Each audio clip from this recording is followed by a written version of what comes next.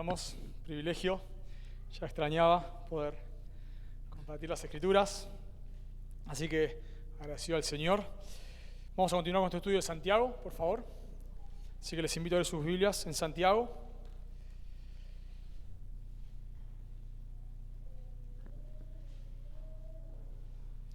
Santiago, ya seguramente ni recuerdan el capítulo 3. Santiago, capítulo 3. Vamos a estar estudiando del versículo del versículo 13 al versículo 18. Santiago, capítulo 3, versículos 13 al 18.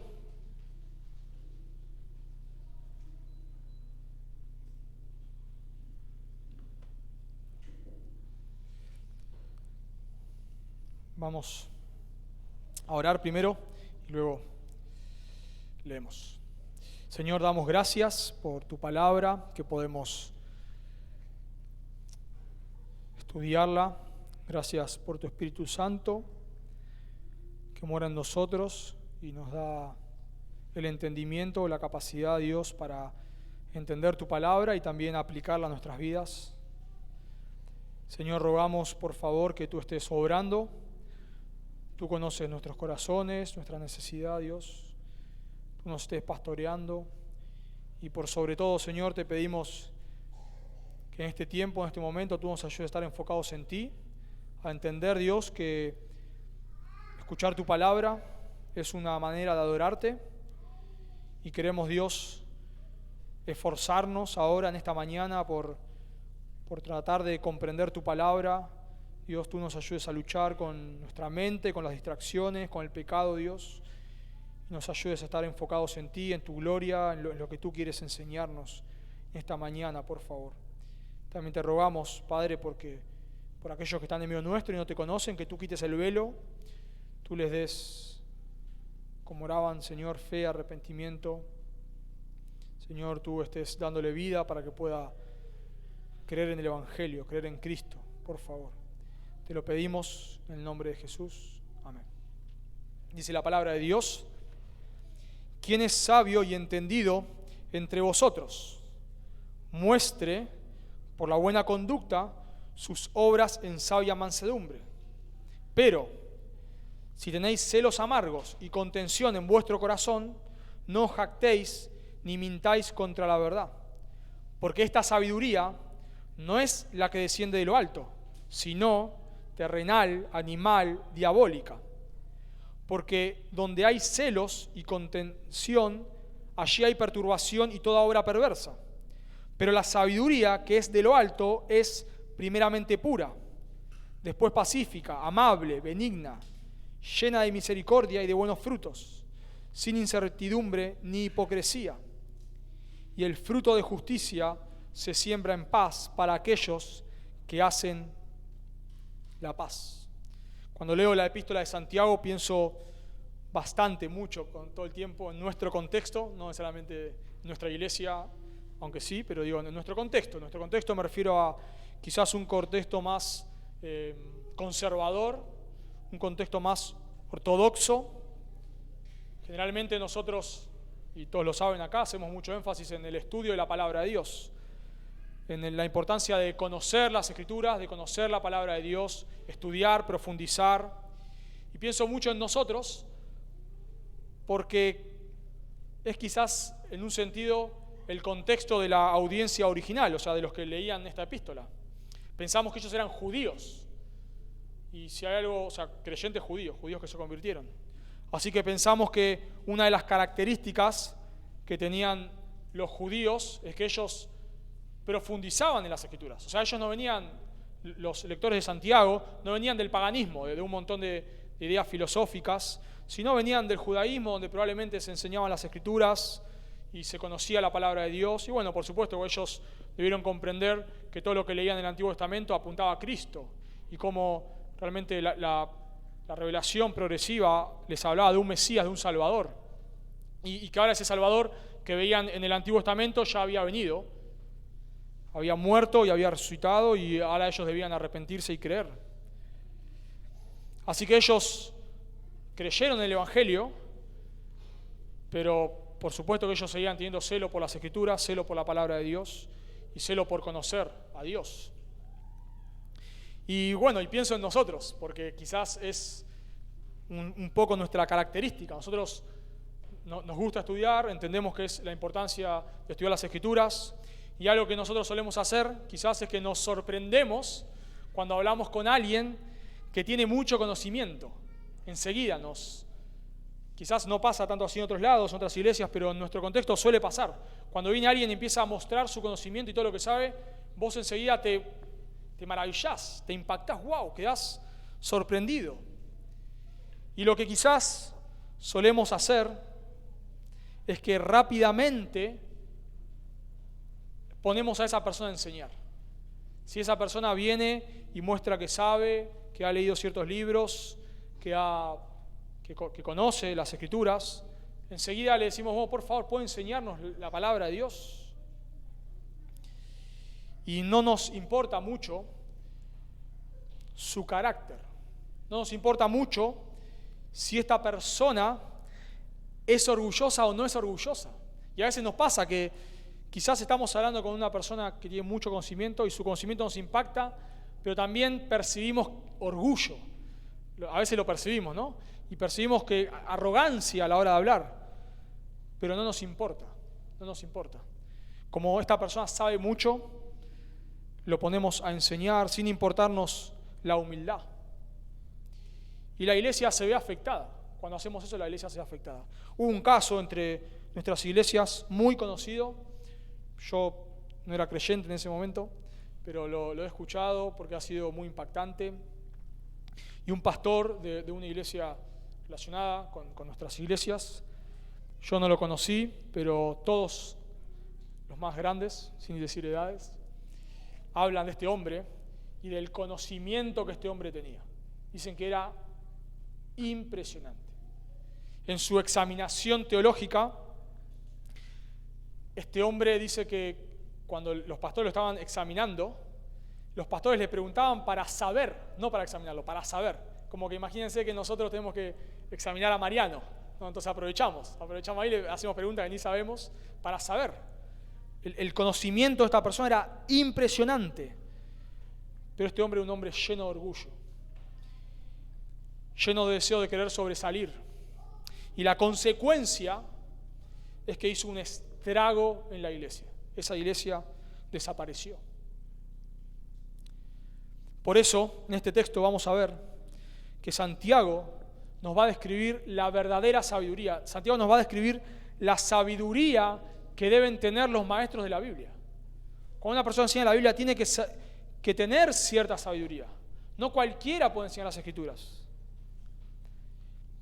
Así que vamos a ver en este texto dos maneras de reconocer quién tiene la sabiduría que lo califica para ser un maestro de la palabra. ¿Quién tiene la sabiduría que lo califica para ser un maestro de la palabra? Y lo primero que nos va a decir Santiago es que la sabiduría, o mejor dicho, la falsa sabiduría, ¿cómo reconocemos la falsa sabiduría? La falsa sabiduría de los falsos maestros la reconocemos por su impiedad. ¿Cómo reconocemos quién tiene sabiduría de Dios y quién no? Bueno, nos damos cuenta quién no tiene la sabiduría de Dios por su impiedad. Versículos 13 al 16. Noten ahí versículo 13.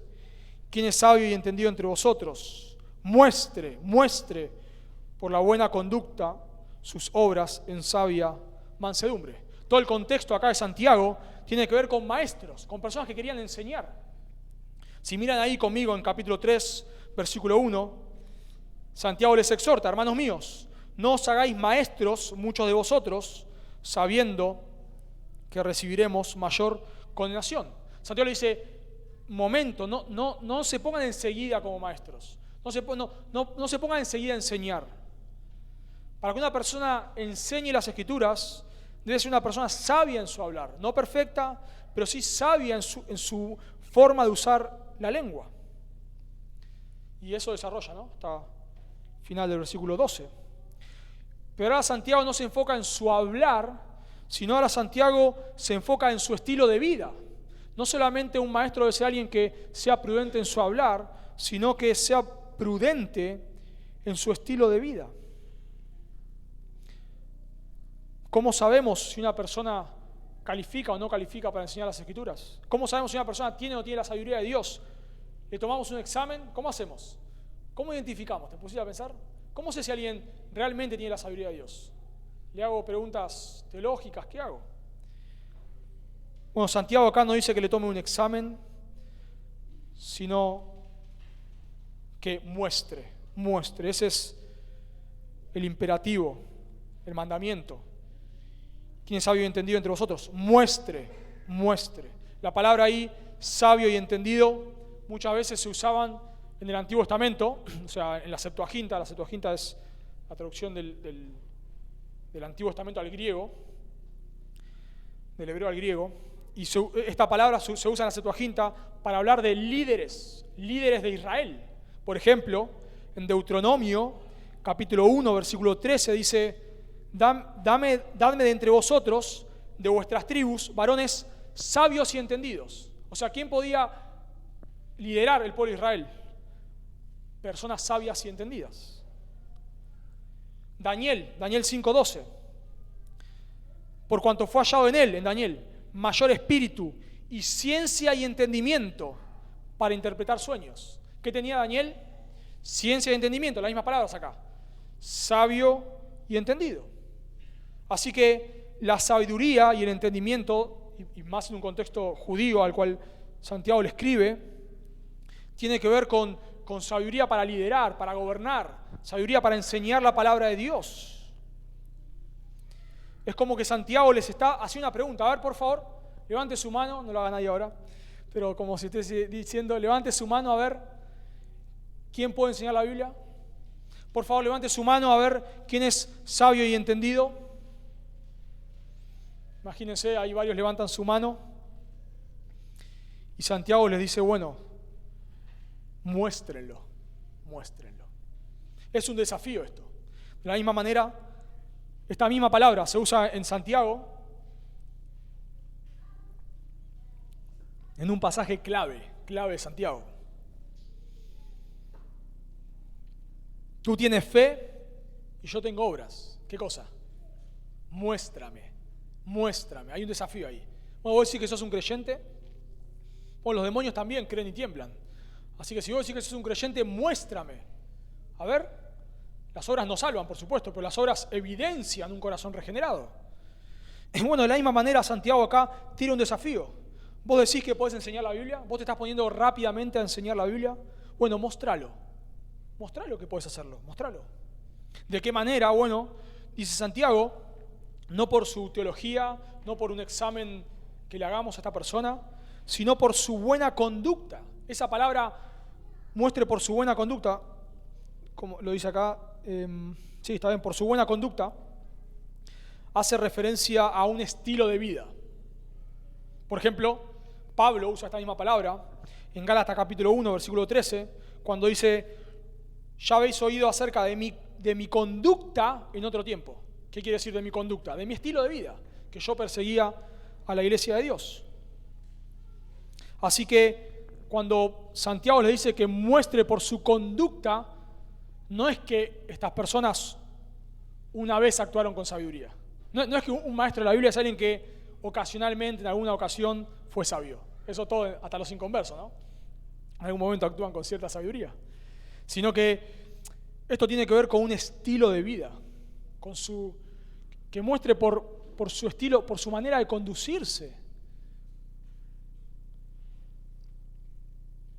Un maestro de la Biblia debe ser alguien que refleje un carácter íntegro.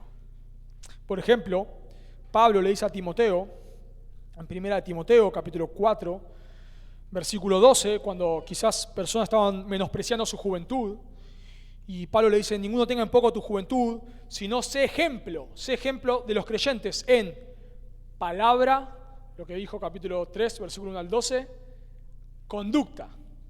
Palabra, conducta, amor, espíritu, fe y pureza. Palabra y conducta. Timoteo, no te pongas ahí a a mandar a las personas que te respeten. No. Vos sé un ejemplo y punto. Nosotros, o todos aquellos que enseñamos las Escrituras, debemos esforzarnos por una vida íntegra, porque a los miembros de la congregación se le manda a imitar la vida de sus líderes. Dice en Hebreos 13:7, acordad de vuestros pastores que os hablaron la palabra de Dios, considerad cuál haya sido el resultado de su conducta, la misma palabra acá, de su conducta, miren cuál fue su conducta, e imiten su fe. Así que Santiago está diciendo acá, bueno, ustedes saben mucho, me imagino estas personas eran conocedoras de la Biblia. Si nosotros agarramos probablemente a alguien, un judío de la sinagoga en ese momento, que se convierta al cristianismo, el conocimiento de esta persona nos dejaría impresionados. Porque todo eso que él estuvo estudiando, ahora que el Espíritu Santo mora en él, lo ilumina para comprender las Escrituras y nos dejaría impresionados. Pero Santiago parece que le está diciendo, no le den el púlpito a aquellos que simplemente saben mucho. No lo hagan. Dejen de impresionarse por su conocimiento, sino miren su conducta. Miren su conducta. Por supuesto, cuando acá Santiago dice que debemos mostrar nuestra sabiduría por nuestra conducta, no está hablando de perfección. Él dijo en capítulo 3, versículo 2, porque todos nosotros, del cual se incluye Santiago, ofendemos muchas veces. Todos nosotros pecamos muchas veces, claro que sí. Tenemos en la Escritura los grandes pecados de grandes hombres de Dios. Entonces todos pecamos, claro que sí, los creyentes seguimos pecando. Y por eso ahí es importante entender la palabra conducta, estilo de vida. No está hablando acá que los maestros de la Biblia no pecan, no está diciendo eso, porque claro que pecamos. Y muchas veces, y de muchas maneras, lamentablemente, aunque no nos gustaría hacerlo, pero pecamos. Pero el punto es que no llevamos un estilo de vida pecaminoso. Ahora me llama la atención a qué conducta apunta Santiago. Porque pensaríamos quizás que Santiago habla de pureza sexual, de amor al dinero. En otras palabras, en otros lados de las Escrituras se habla de eso. Se habla de que los falsos maestros se caracterizan por la inmoralidad sexual, que se caracterizan por el amor al dinero, se caracterizan por la pereza, se caracterizan por las adicciones. Pero ¿de qué conducta? ¿Qué conducta habla Santiago? Noten ahí, por favor, en el texto. Muestre por la buena conducta sus obras en sabia mansedumbre. ¿De qué manera vos mostrás que sos una persona sabia? Actuando con mansedumbre. Dice un diccionario bíblico, del diccionario Lexham, define así la palabra mansedumbre: es la descripción de alguien a quien no se puede provocar fácilmente y en tiempos difíciles mantiene una actitud de calma. Es alguien al que no se lo puede provocar fácilmente y que en tiempos de dificultad se mantiene sereno. Dice otro diccionario bíblico, la mansedumbre es aquella serenidad de espíritu pacífica y humilde, en virtud de la cual el hombre no se deja arrebatar fácilmente de la cólera con motivo de faltas o el enojo de los demás. ¿Quién es una persona sabia? Aquel que cuando le ofenden no está enseguida reaccionando. Aquel que cuando le dicen algo que no le gusta, sabe dejarlo pasar. Sabe callar. Esta es la característica del Señor Jesucristo. Dice en 1 Pedro 23, porque cuando le maldecían al Señor Jesucristo, no respondía con maldición. Cuando padecía no amenazaba, sino que encomendaba la causa a aquel que juzga justamente. Y tenemos la sabiduría encarnada, el Señor Jesucristo. Entonces, y vemos otros ejemplos. Esteban, cuando estaba apedreando, nos le dice: Dios, maldecilos. No, Señor, no le tomes en cuenta este pecado. Pablo, ahí en 2 Timoteo, al final de su vida, dice: todos los de Asia me dejaron solo. Señor, que los parta un rayo. No dice eso. Señor, está bien, no les tomes en cuenta este pecado. Está bien. Personas mansas, humildes. Y algo que se asocia con la mansedumbre es la humildad. Entonces, una persona humilde justamente es una persona que Jesús dijo, ¿no? Aprended de mí que soy manso y humilde. Una persona mansa es una persona humilde. Una persona iracunda es una persona orgullosa. Son virtudes o pecados relacionados. El iracundo en realidad, ¿por qué se suele airar? Bueno, no porque han ofendido la gloria de Dios, sino porque le han ofendido a Él. Porque Él se ha visto lastimado, porque no has hecho lo que Él o ella quería, porque Él. Orgullo. ¿Y qué es una persona mansa? Una persona humilde. Está bien, no hay problema. Está bien. Perdóname, sí, ya te perdoné antes que me pidas perdón. Dice 2 Timoteo 2:24, porque el siervo del Señor, o sea, un pastor, no debe ser contencioso, peleador, sino amable para con todos, apto para enseñar, sufrido. Alguien que lo lastiman, está bien, sabe perdonar, sabe dejar pasar. Versículo 25, 1 Timoteo 2:25, que con mansedumbre corrija a los que se oponen. Aun cuando este pastor está corrigiendo a los falsos maestros, lo hace con mansedumbre. Así que, y esto, hermanos, por supuesto, esto encaja con el contexto de Santiago. Es como Santiago le está diciendo, ustedes se creen muy piadosos, hermanos, dejen de difamar a la gente, porque eso es lo que estaba pasando. Sí, bueno, lo estaremos en otro momento, pero vemos ahí, noten conmigo, capítulo 4, versículo 2, por ejemplo. Codiciáis y no tenéis, matás y ardéis de envidia, y no podéis alcanzar, combatís y lucháis. Como Santiago está diciendo, hermanos, si ustedes realmente se creen muy íntegros, muy piadosos, dejen de sacar chapas doctrinales. Dejen de mostrar en qué seminario estudiaron, o cuántos saben de la Escritura, o cuántos versículos memorizaron, o qué libros leyeron. Dejen de hacer todo eso. Si vos querés realmente ser un maestro de la Biblia, decís que calificás, bueno, que tu chapa, está diciendo Santiago, que tus credenciales sean tu conducta. Y pienso que esto aplica para nosotros hoy en día y nuestro contexto, porque quizás hoy tenemos acceso a conocimiento como nunca antes lo hemos tenido. Cuando Mariano, Dardo salieron al pastorado, acá en Argentina había quizás 2 seminarios. Y hoy ninguno de nosotros estudiaría en esos 2 seminarios. Casi no había tantos libros, quizás, no sé, ibas a predicar una epístola, tenías un comentario, que hoy quizás no lo tendrías. Pero bueno, en ese momento es lo que había. Hoy tenemos cualquier cantidad de acceso a información, comentarios. Incluso antes, si vos querías ser un erudito, o querías, de cierta manera, conocer, tenías por lo menos que leer, por lo menos una persona que sea hábil en la lectura, lo cual incluye cierta diligencia. Hoy ni siquiera tenés que leer. Hoy estudiar es lo más pasivo que hay. Te pones un sermón por internet. Vos querés ser un erudito en cualquier doctrina, agarra internet, YouTube, y te volvés un erudito en cualquier doctrina, ¿no? Podés escuchar cualquier cosa, pero también podés escuchar cosas buenas. Hay buenos, excelentes sermones, excelentes maestros. Hoy la mayoría de las iglesias suben cosas gratis a internet. Tenés seminarios excelentes que suben sus clases gratis a internet.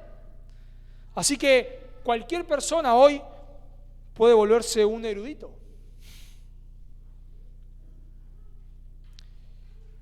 Pero nosotros, por eso debemos estar muy alertas en este contexto quizás similar al de Santiago, y debemos mirar la conducta de esas personas. La conducta.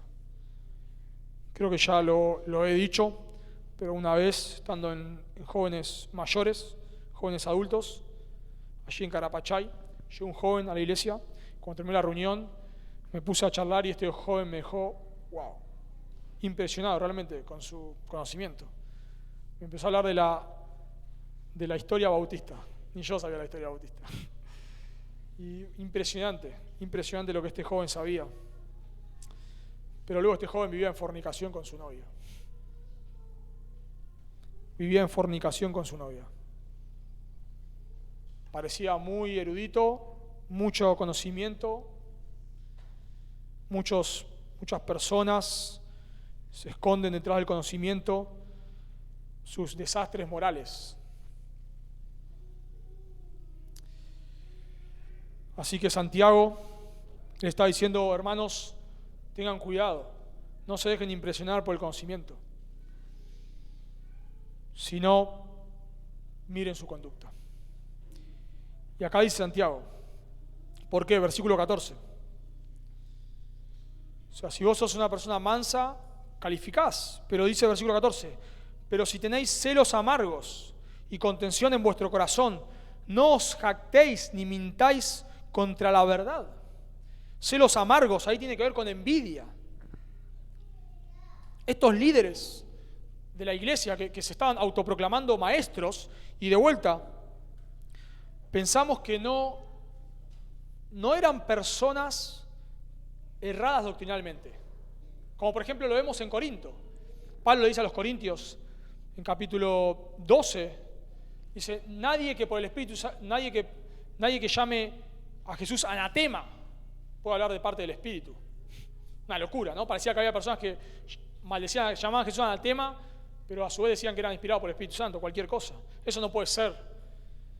Bueno, en varias cartas, Santi está enseñando Colosenses, vemos las herejías, pero acá no vemos un gran problema herético, sino vemos un problema de conducta, de corazón. Estas eran personas orgullosas.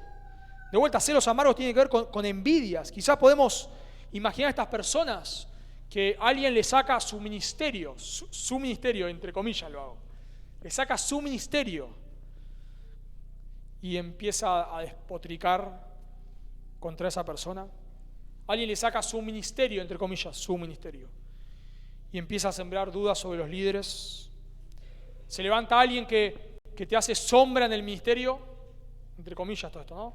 Porque son todas actitudes pecaminosas. Y empezás a querer desacreditarlo, empezás a querer correrlo de lado.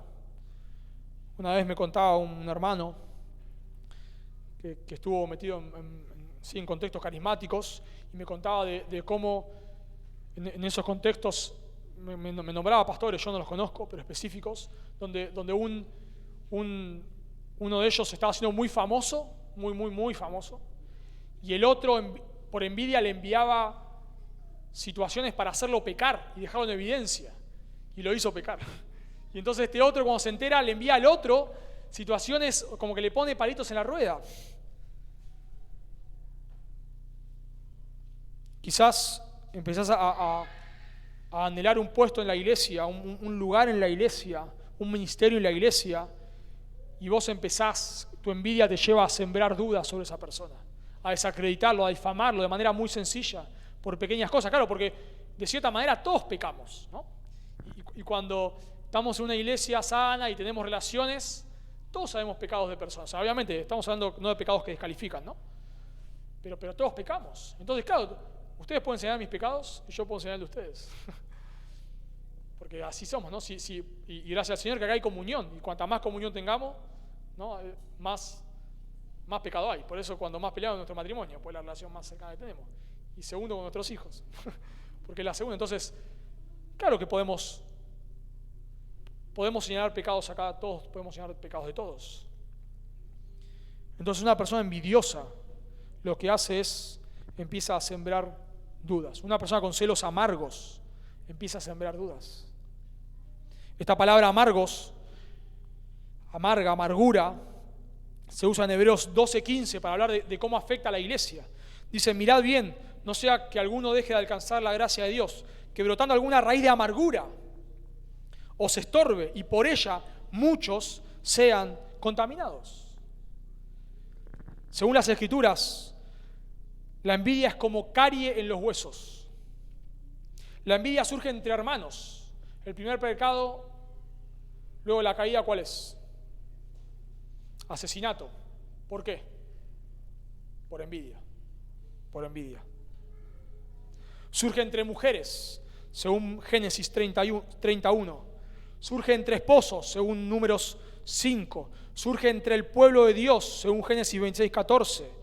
Surge entre justos e impíos, según Salmo 37:1. Genera querellas en las comunidades cristianas, según Romanos 13:13. Genera disputas, según 1 Corintios 13:3. Genera amarguras y enredos, según nuestro texto. Todo tipo de males, todo tipo de males. Dice celos amargos, y acá traduce nuestro texto, y contención. La palabra ahí, contención, quiere decir ambición personal. Eso es contención, ambición personal. Esta palabra, contención, al principio se usaba de una manera buena, para hacer un trabajo respetable. Pero luego esta palabra se comenzó a utilizar para hablar de personas que hacían algo con el fin de obtener un beneficio. Y se usaba mucho en los contextos políticos. Una persona que hacía una obra de caridad o algo para obtener un beneficio. Entonces Santiago acá, cuando dice que si tenéis celos amargos o contención, habla de tenés envidia, y paralelo a la envidia tenés el deseo de poder, tenés el deseo de ser reconocido, tenés el deseo de que te exalten. Pero noten dónde es todo esto. ¿En dónde? Noten el texto ahí, versículo 14. ¿En dónde? En vuestro corazón. En vuestro corazón. Y eso es lo peligroso de todo esto. Es que quizás nadie lo ve. En algún momento sale a la luz, pero nadie lo ve. Cuando estos pastores estaban examinando a este hombre que quedó totalmente descalificado del ministerio, nadie notó su orgullo. Todos simplemente fueron impresionados por su conocimiento. Lo albergaba en su corazón y en un momento lo manifestó. Es como si Santiago estuviese diciendo: hermanos, ustedes quieren ser maestros de la Biblia, por favor examinen su corazón, por favor examinen sus motivaciones, examinen su conducta. Si vos estás en la iglesia queriendo robarle el ministerio a otra persona, queriendo sacarlo para ascender, no sería la palabra ascender la correcta, pero para obtener vos ese lugar, para llegar ahí, por favor, dejá de hacerlo.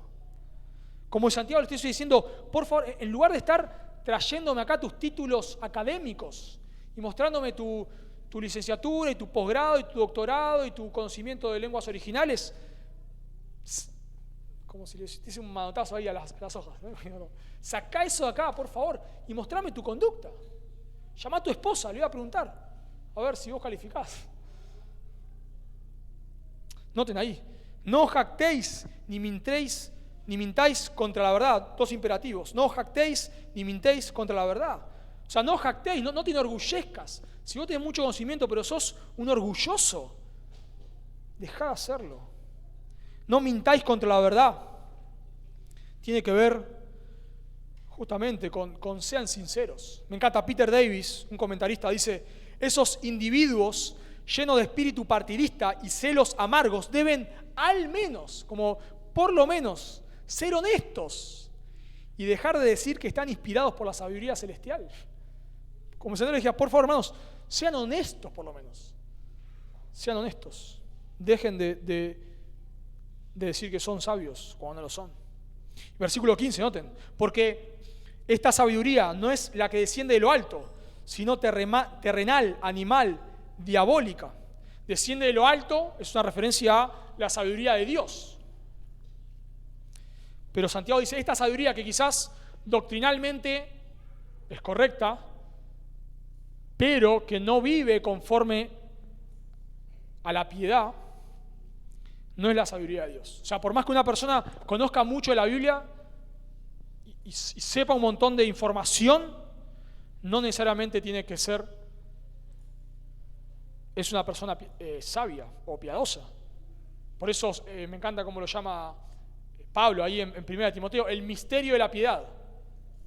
El misterio es el Evangelio, pero lo llama de la piedad, porque es lo que debe producir.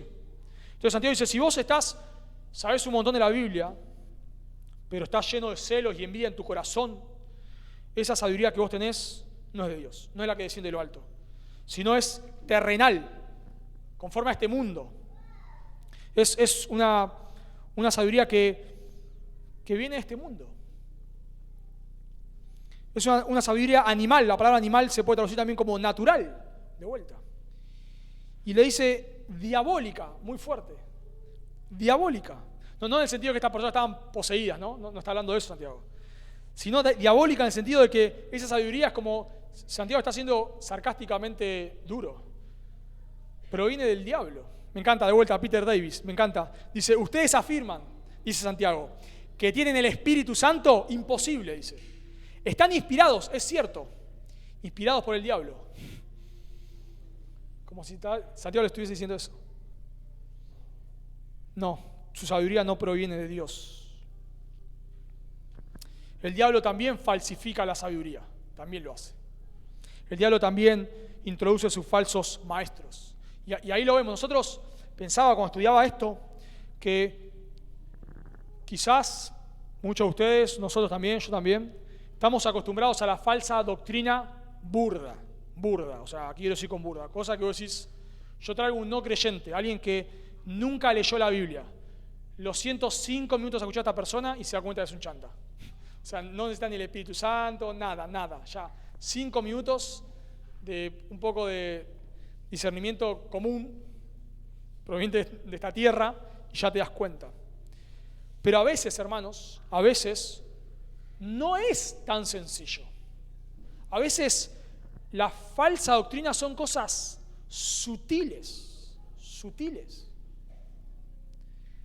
Cosas que decís, a veces vemos a hombres de Dios peleando por estas cosas, y decís, ¿vale la pena pelear por esta pavada, diríamos nosotros, por esta pavada? Pero estos hombres de Dios se dan cuenta que sí, porque se dan cuenta el desastre que va a venir detrás de eso. Pienso hoy en día, quizás muy de moda, el tema de la justicia social. Y hay personas que están ahí batallando y es una guerra en el cristianismo. Y cuando uno a veces lee estas cosas decís, che, para tanto, si quiere hacer ayuda social, pero dejalo, tranquilo. Claro, pero saben que detrás de toda esta justicia social hay un ataque al Evangelio. Hay un ataque a que la iglesia, porque ya ha pasado, que la iglesia deje de predicar el Evangelio y se transforme en una ONG. Entonces las personas están viendo esto, o están viendo que se empieza, porque es lo que pasa. Detrás del tema de la justicia social se mete ahí la doctrina gay, el LGTB y todo, se te mete todo. Empezás ahí. Y hay personas sabias que lo ven. Y cuando vos ves los argumentos, no te das cuenta, pero estas personas, ¿por qué hacen tanta batalla? Porque Satanás sabe infiltrar la falsa doctrina. Lo sabe. Entonces Santiago está diciendo, por favor, miren lo que produce. Versículo 16. Porque donde hay celos y contención, allí hay perturbación y toda obra perversa. La palabra ahí, perturbación, tiene que ver con peleas, con rebelión. Bueno, tengo varios textos, los salteo, pero el punto de Santiago acá es, ¿te das cuenta, hermanos, cuando en una iglesia hay falsa sabiduría? Por lo que produce. ¿Qué produce? Dice el texto claramente. Contención, lo cual es día de rebelión, de peleas y toda obra perversa. Y eso lo estaba pasando. Luego, bueno, lo leí ya, ¿no? Y lo vamos a estudiar más adelante, pero se peleaban, discutían, murmuraban. Eso es lo que producía esta falsa piedad. Y a veces vemos púlpitos sanos, pero que fuera de los púlpitos, o sea, fuera del púlpito, la iglesia está lleno de problemas. Todos se pelean con todos. Todos están ahí tratando de mostrar lo que saben. Dice Santiago, y toda obra perversa. El punto es todo tipo de males. ¿Cómo identificamos la falsa sabiduría? Por lo que produce. Y de vuelta pienso en ciertas herejías que se filtran en la iglesia, muy sutil. que quizás al principio, hasta aún los que la enseñan en un sentido, no son herejes, son hermanos. Y ellos no están enseñando en sí la herejía, pero eso contiene algo ahí. Contiene algo que va a destruir todo. Y el problema, hermanos, es cuando nosotros ponemos una persona que sabe mucho, y digamos, bueno, no tenemos pastor, la iglesia no tiene pastor, acá estamos tratando de hacer bien las cosas, y bueno, tenemos un hermano que sabe mucho de la Biblia, pero notamos cierto orgullo. Pero bueno, no tenemos quien enseñe, bueno, por favor, enseñá. Va a ser un desastre. Va a ser un desastre. Entonces, cuando vos ves una persona que enseña muy bien, pero detrás de su misterio, todos los que lo siguen, vamos a decir, son todos unos peleadores, contenciosos, están todos peleados, todos se atacan entre sí, no tiene la sabiduría de Dios. Y ahora Santiago nos describe la verdadera sabiduría. Si bien la falsa sabiduría se evidencia por su impiedad, la falsa sabiduría, la verdadera sabiduría se evidencia por su piedad. Y nota en versículo 17. Pero la sabiduría que es de lo alto, o sea, la verdadera sabiduría, la que desciende de Dios, es primeramente pura, después pacífica, amable, benigna, lleno de misericordia y de buenos frutos, sin incertidumbre ni hipocresía. Santiago no describe, así como no describe la falsa piedad, la falsa sabiduría acá, por errores doctrinales, acá no define la verdadera sabiduría por aciertos doctrinales. Algunos le han llamado a este texto el himno a la sabiduría, así como 1 Corintios 13 le han llamado el himno al amor, ¿no? El amor no es jactancioso, no tiene envidia, etc., ¿no? El himno al amor, algunos le han llamado a esto el himno a la sabiduría. Y Santiago dice, ¿cómo identificamos la sabiduría que proviene de Dios? Bueno, porque es pura. Pura quiere decir inocentemente ética, estar sin mancha del mundo, está libre de los defectos morales. O sea, cuando dice que acá la sabiduría es pura, no es que es pura, aunque es pura, sino que produce pureza, porque acá todo tiene que ver con resultados. La sabiduría que es de lo alto es primeramente pura, o sea, lo que produce una sabiduría de lo alto es una vida pura, una vida íntegra, una vida que agrada a Dios. Quizás las personas que enseñan la Biblia no son grandes eruditos, quizás no pueden abrir las escrituras y hablar del griego y del hebreo, y quizás no han leído tantos libros, y quizás no son personas que nos hablan y nos dejan pasmados con su conocimiento. Pero si son personas que aplican las escrituras, son sabias, tienen la sabiduría de Dios. Algo que me doy cuenta es que las personas que lo único que buscan es conocimiento, casi siempre terminan detrás de un falso maestro. O sea, hay personas que dicen, no, yo no voy a, por ejemplo, tengo una iglesia acá a dos cuadras sana, pero te dicen, no, yo no voy a esa iglesia. ¿Por qué si es una iglesia sana? Y porque no predica como MacArthur.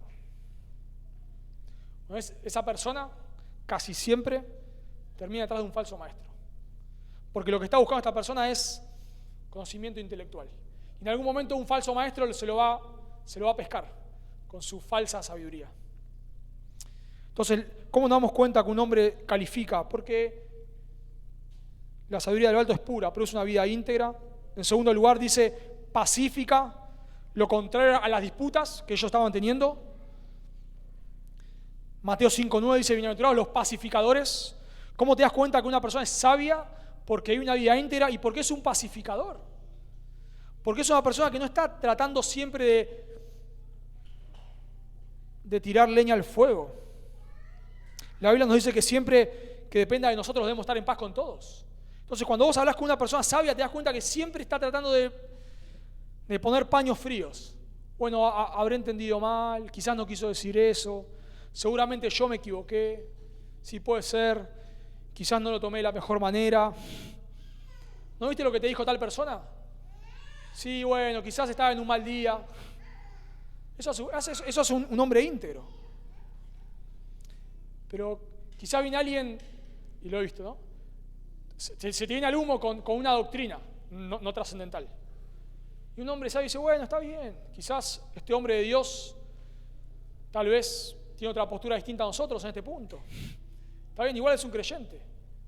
Un contencioso dice, no, ese es un hereje. ¿Qué? ¿Cree en el milenio? ¿O cree que no hay milenio? No, este es un hereje.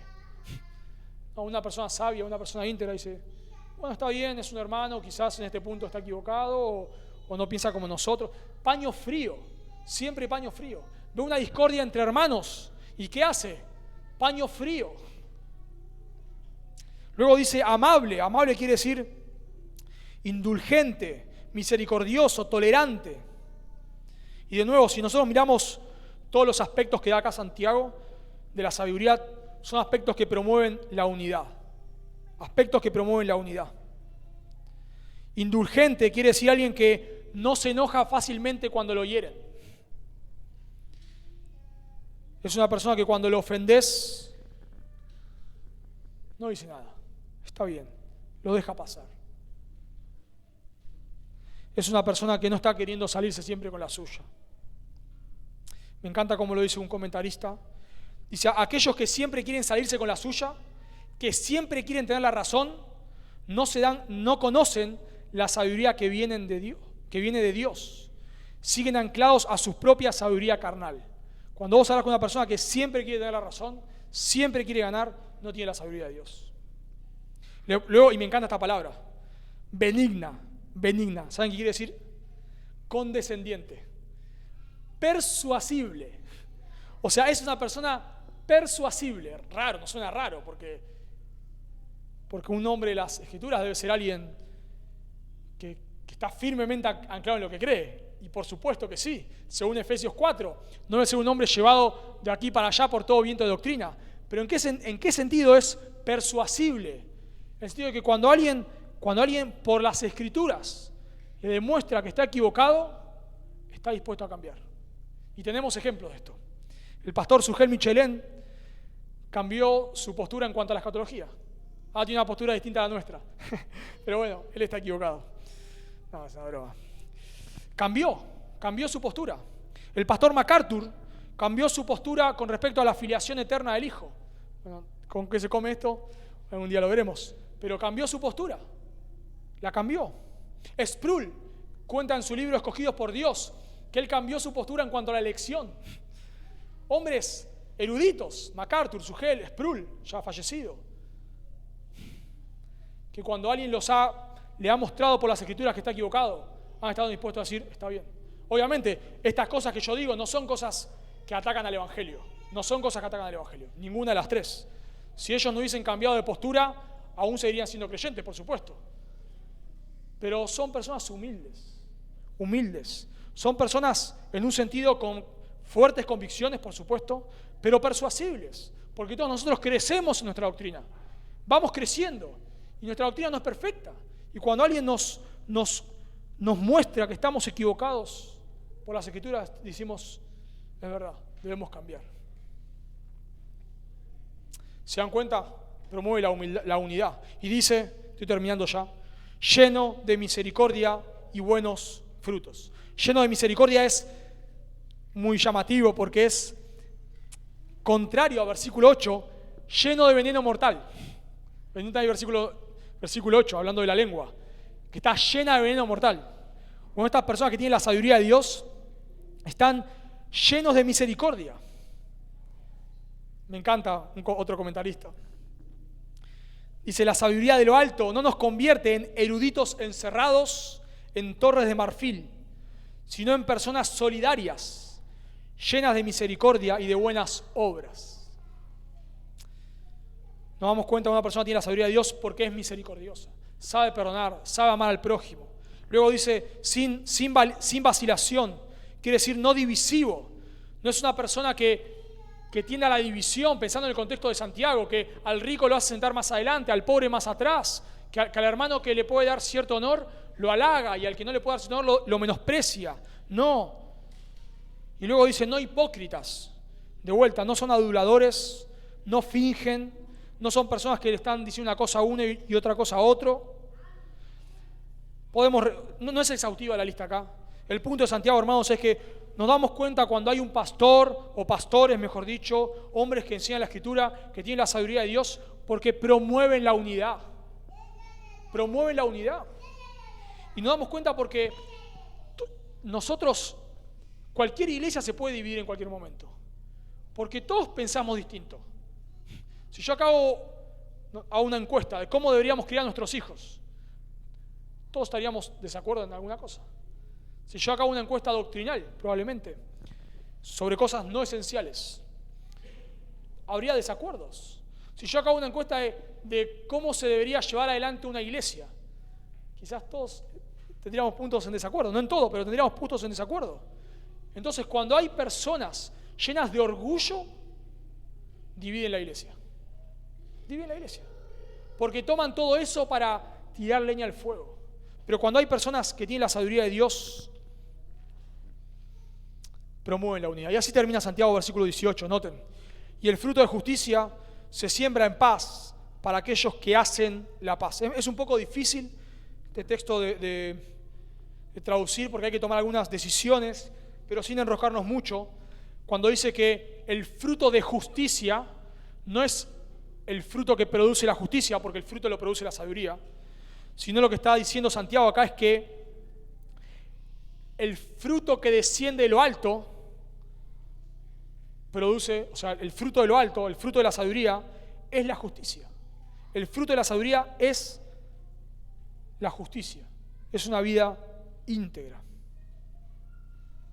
Y cuando acá Santiago dice que se siembra en paz para aquellos que hacen la paz, también puede ser que los que son pacificadores, ellos reciben paz, o que los que son pacificadores hacen que otros cosechen esa paz. Y quizás puede ser que el texto sea un poco ambiguo porque amerita las dos cosas. Una persona que tiene la sabiduría de lo alto, te das cuenta que es una persona que no tiene problemas con todo el mundo. Cuando vos hablas con una persona, y a veces pasa eso, llega una persona a la iglesia y dice, no, yo me fui a la iglesia porque me peleé con el pastor, de aquella otra me fui porque me peleé con el líder de jóvenes, de aquella otra como que se enorgullecen de eso, ¿no? Y en aquella porque no sabés lo que le dije al pastor, de todo le dije, en la cara y me fui de un portazo, ¿no? Y espera que lo aplaudamos, ¿no? Y le tiramos, no sé. No, eso no es sabiduría de Dios, sino que vos te das cuenta cuando tiene la sabiduría de Dios porque es una persona que no suele tener conflictos. No es una persona que está, a aquella iglesia no puedo ir porque estoy peleado con aquella persona, me cruzo en la calle con tal creyente y me tengo que cruzar porque tengo problemas. No, o sea, es una persona que suele tener paz en sus relaciones. Y no solamente suele tener paz en sus relaciones, sino es una persona que promueve la paz.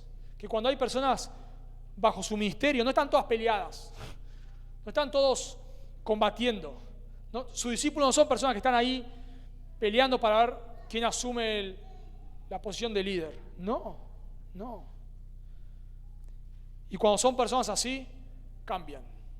Y tenemos el ejemplo de los apóstoles.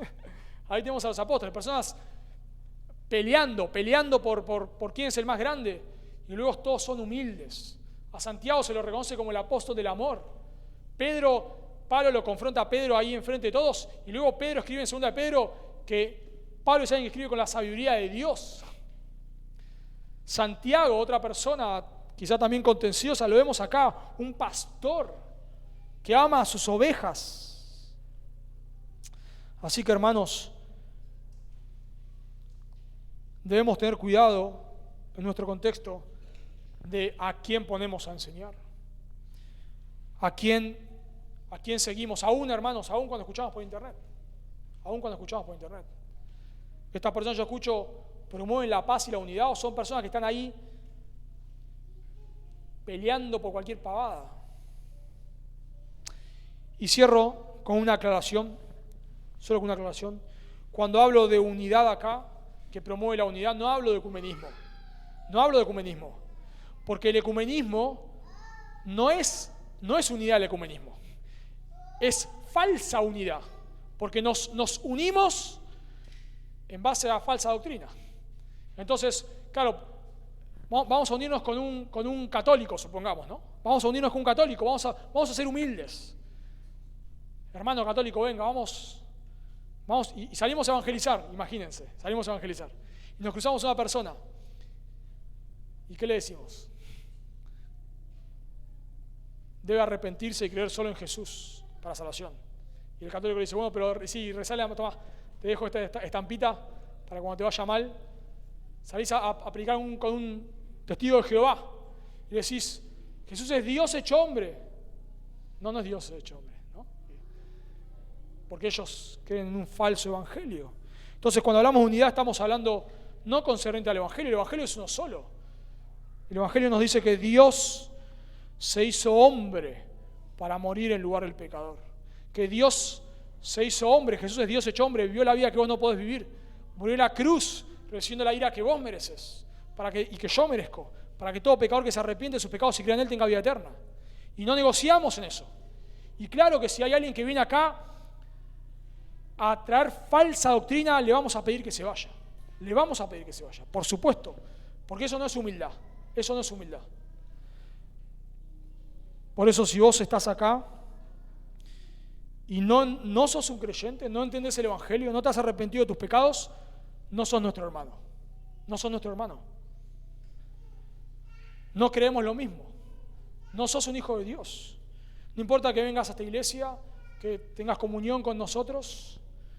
Para ser un creyente, lo que vos tenés que hacer es arrepentirte de tus pecados y poner tu fe en Cristo para salvación. ¿Oramos? Señor, damos gracias por tu palabra. Damos gracias porque por medio de ella tú nos enseñas, nos confrontas, nos consuelas, nos animas. Queremos rogarte, Dios, que tú nos ayudes con el orgullo con el cual todos nosotros luchamos y pecamos.